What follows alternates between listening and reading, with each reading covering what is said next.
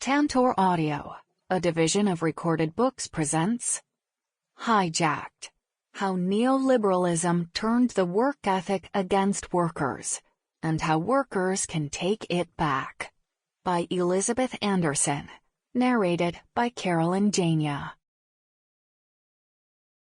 Preface.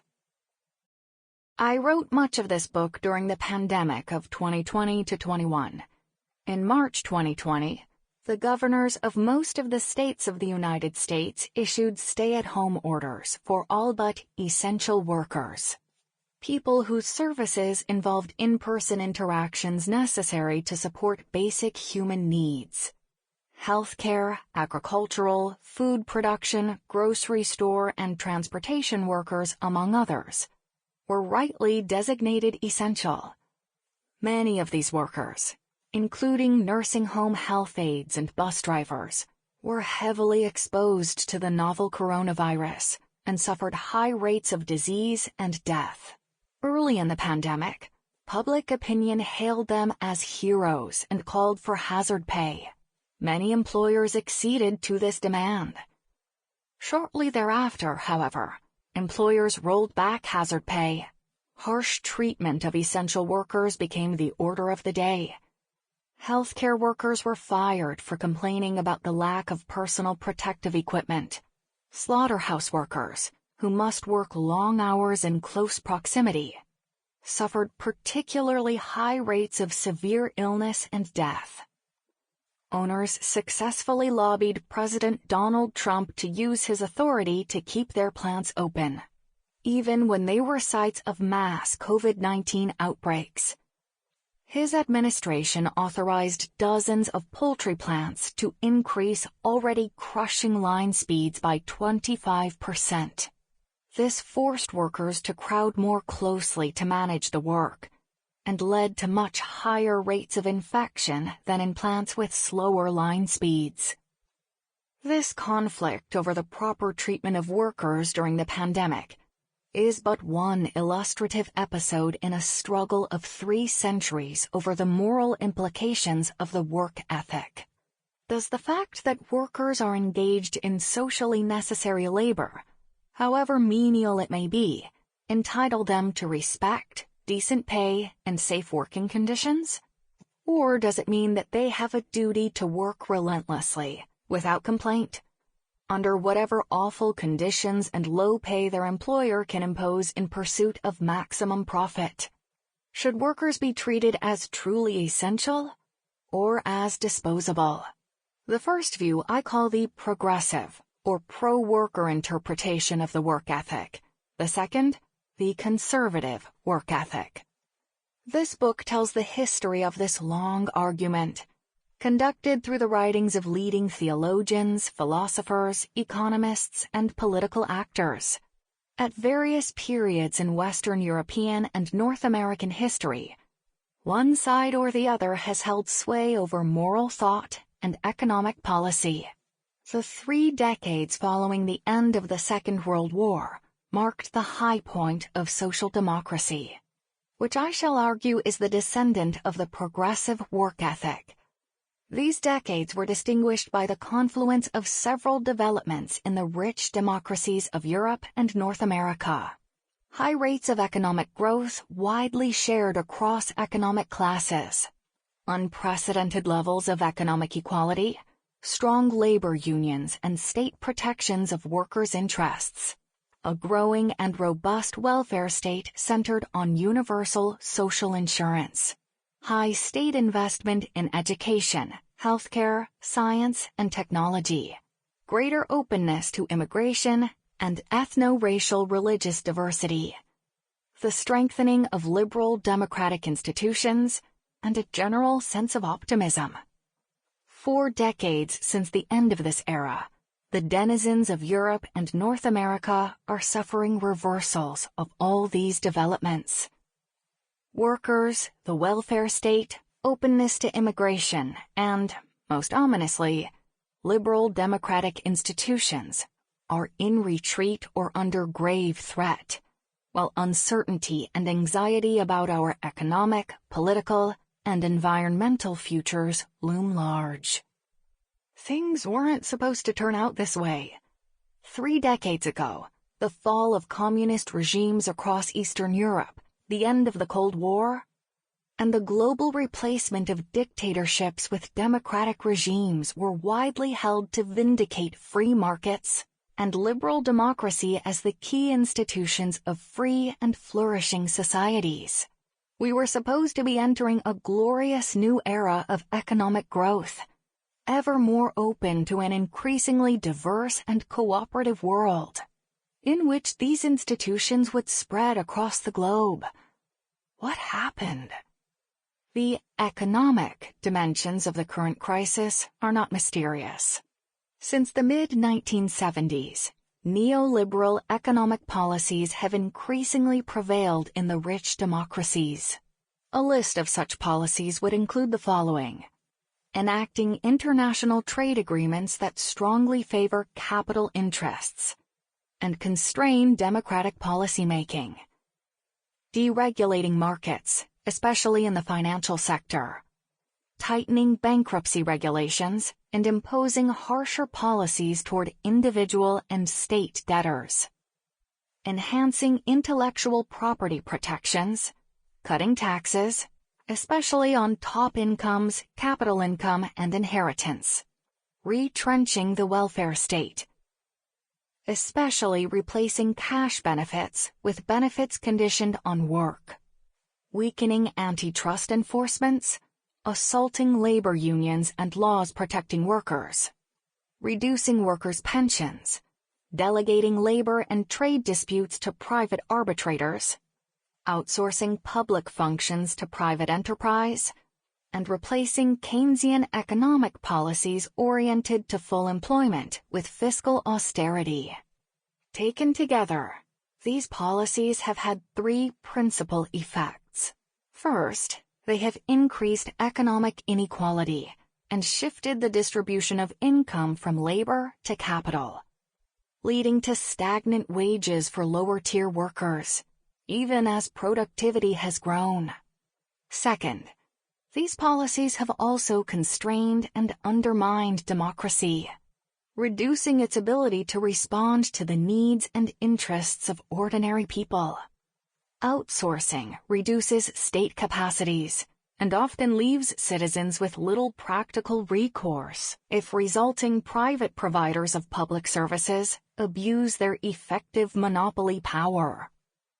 Tax cuts reduce the resources available to democratic states and may subject them to harsh discipline by creditors when states borrow to meet their needs for revenue. Trade agreements and fiscal austerity sharply limit the ability of democratic states to provide public goods, protect workers and the environment, and respond to economic crises. Third, neoliberal policies have shifted economic and political power to private businesses, executives, and the very rich. More and more, these organizations and individuals govern everyone else. Employees are governed by their bosses, not only at work but often off-duty. Even many so-called independent contractors, purportedly in business for themselves, are minutely governed by the firms that pay them. Businesses that operate prisons, immigrant detention centers, mental hospitals, nursing homes, halfway houses, and residential addiction treatment facilities govern millions of inmates. The very rich also increasingly influence state decision-making. My objective in this book is not to document these trends or to demonstrate the causal consequences of these policies for inequality and democracy.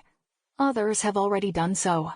Rather, I aim to argue that these trends reflect the ascendance of the conservative work ethic. This ethic tells workers that they owe their employers relentless toil and unquestioning obedience under whatever harsh conditions their employer chooses to impose on them.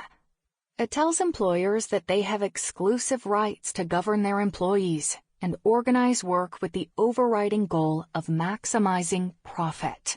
And it tells the state to recognize and entrench the authority of executives to govern their employees and their business more generally. by laws that treat labor as nothing more than a commodity to be deployed as the buyer sees fit. To reinforce the commodification of labor, the state should minimize workers' access to alternative ways of gaining access to subsistence other than wage labor. Hence, the conservative work ethic is hostile to the public provision of goods, regulations of labor contracts that favor workers, such as limits on the length of the working day or mandatory paid vacations, laws that empower labor unions or other modes of worker authority within the firm, and generous social insurance and other forms of welfare benefits for the able-bodied that are not conditioned on work. What we call neoliberalism is the descendant of this harsh version of the work ethic. This might not be obvious at first sight.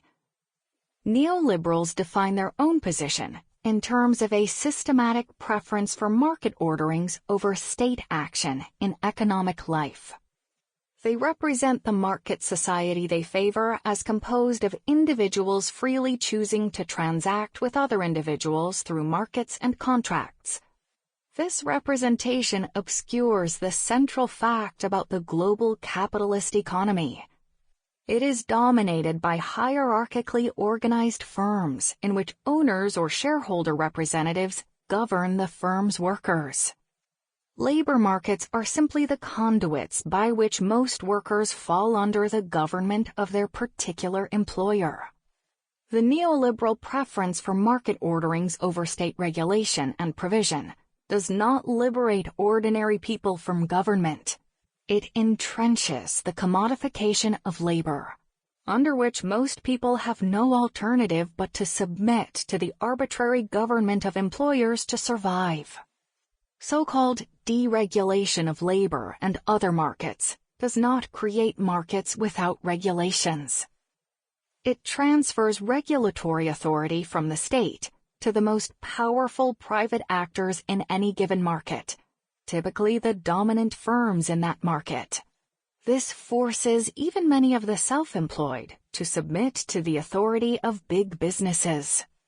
The regulations Amazon sets for access by third-party sellers to its massive online market are no less elaborate than state regulations. Not just Amazon workers, but third-party online sellers thereby fall under Amazon's government. Neoliberalism is thus not properly characterized in terms of individual market freedom. It is government by capital interests, by business and wealthy property owners. It descends from the institutional embodiment of the conservative work ethic in early 19th-century England.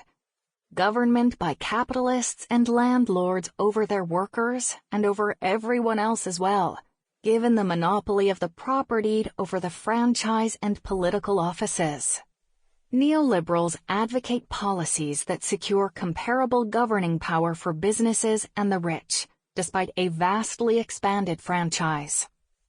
Note that, by this definition, most self-styled conservatives in the US and UK, and indeed most of Europe, are neoliberals.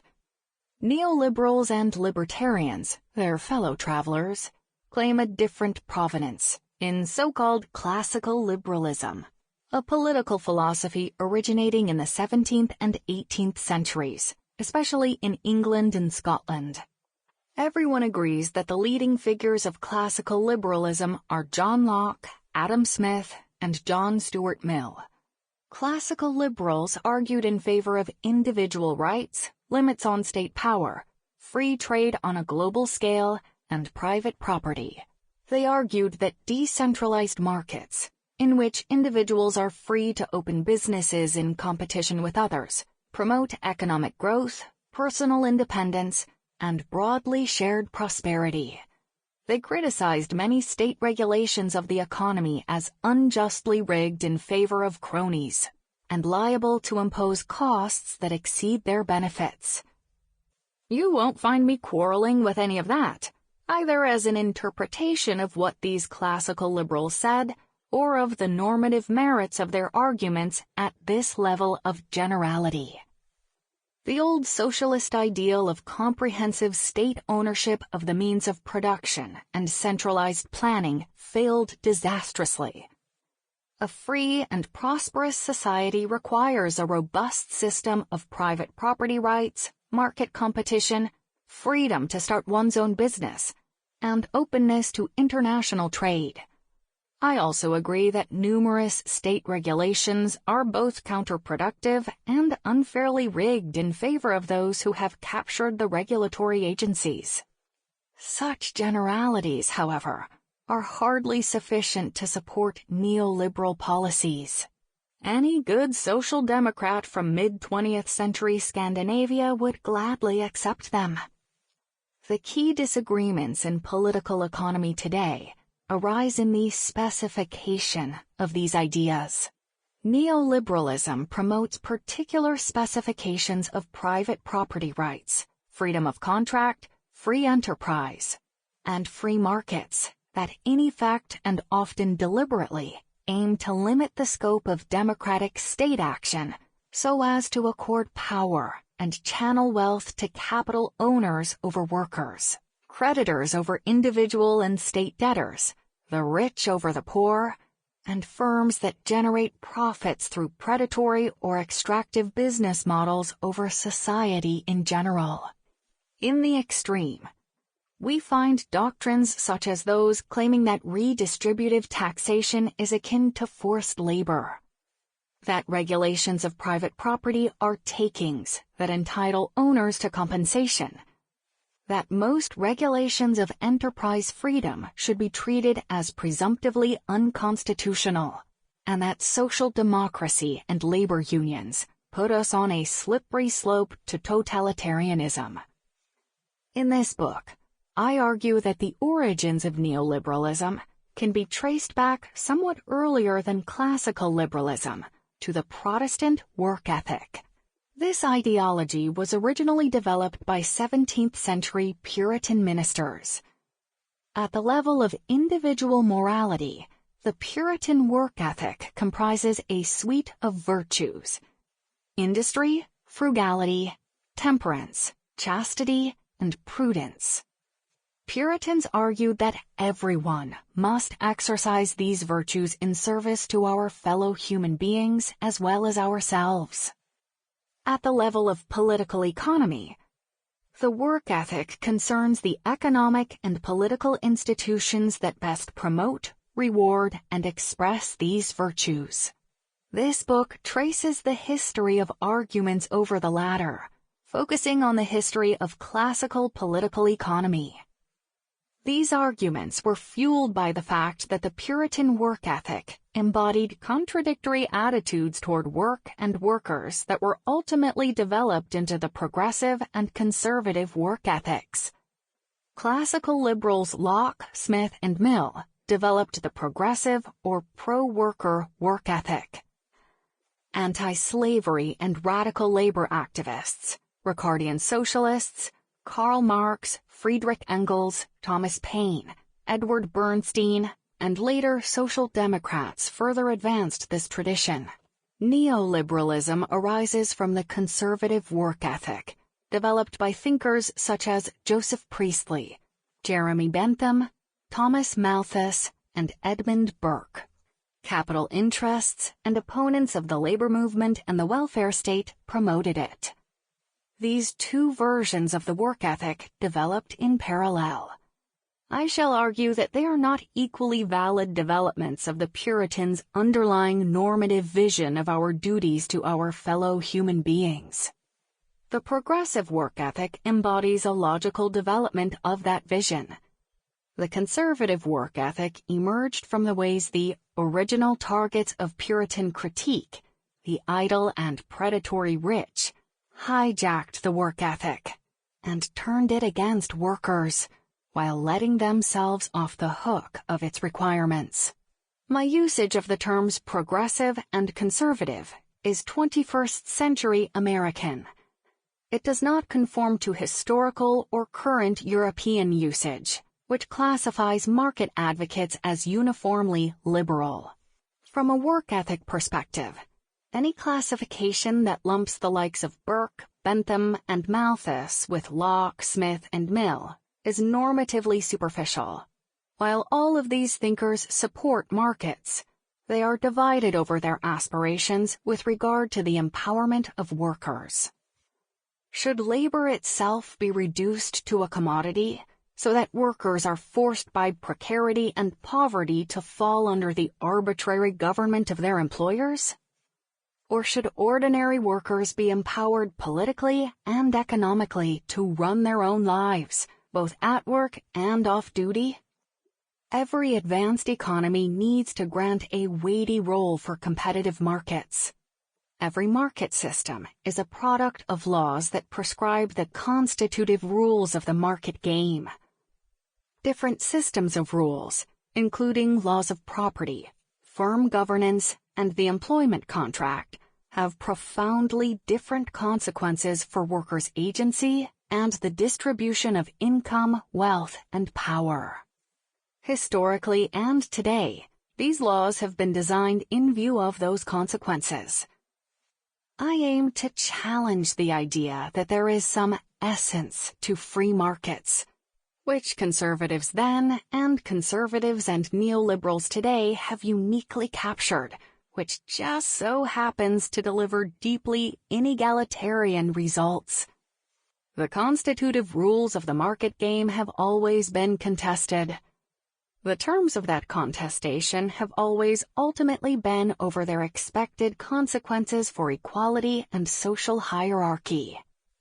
Historically and today, assumptions tied to rival conceptions of the work ethic have deeply informed those debates. For my purposes, then, the fundamental stakes dividing what I call progressive from conservative theorists of the work ethic lie more in class-based power relations than in arguments over the desirability of competitive markets. Conservatives, in my usage, favor government by and for property owners at the level of the state and the firm. They assign different fundamental duties to employers and workers, rich and poor. They expect workers to submit to despotic employer authority. They tend to regard poverty as a sign of bad character, and hence regard poor workers as morally inferior. Progressives favor democracy and worker self-government. They oppose class-based duties and rights, and reject the stigmatization of poverty. Much of the history of classical political economy and of ideological conflict between left and right, workers and capitalists, business and government, over distributive justice, economic regulation, the organization and conditions of work, and the welfare state, can be told through the conflict of these rival conceptions of the work ethic. When neoliberals champion purportedly generic ideals of private property, free trade, and free enterprise, they are masking a commitment to specifications of these ideals that express the core attitudes of those who deployed the conservative work ethic to push millions of ordinary workers into precarity, poverty, and subjection to their employers and creditors. Why should we care about ideological origins? In revealing neoliberalism as the ideological descendant of the conservative work ethic, I aim to unpack its inherent contradictions. It isn't so easy to do this just by considering its surface claims, for ideologies work at multiple levels. At the level of express content, people use them to justify particular policies. They also serve epistemic functions. Ideologies map our social world in ways that promote particular paths around it and discourage or blind us to others. They mark people occupying different social positions as more or less credible, trustworthy, or suspect.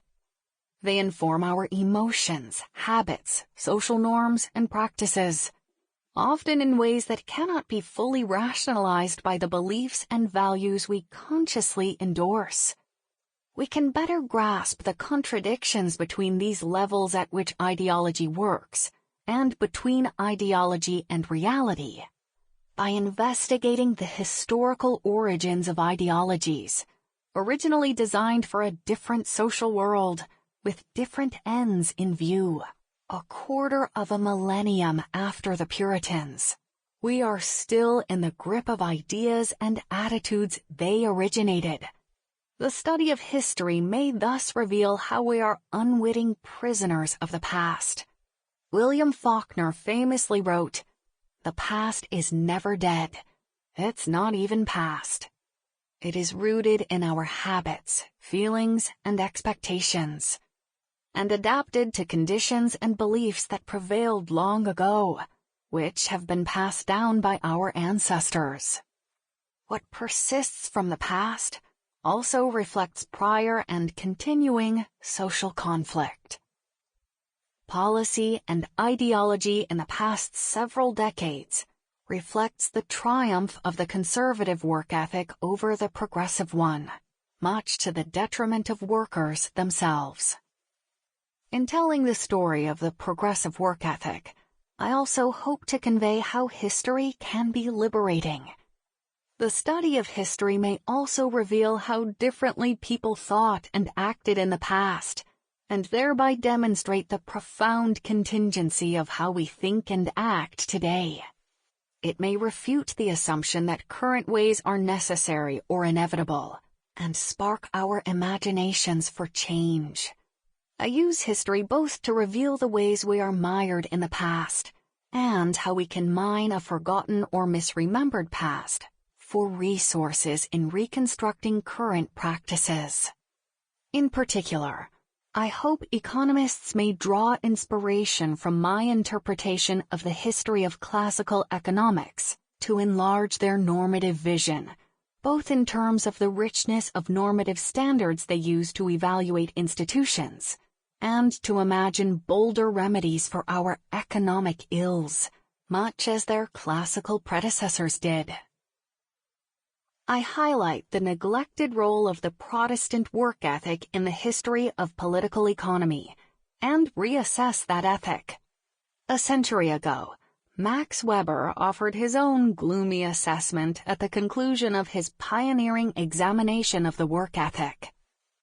In promoting a disciplined labor regime founded on religious asceticism, the work ethic ultimately gave rise to a secular capitalist system that trapped people in an iron cage of meaningless drudgery for the sake of interminable wealth accumulation, irrationally detached from any connection to human welfare or happiness. Weber was only half right.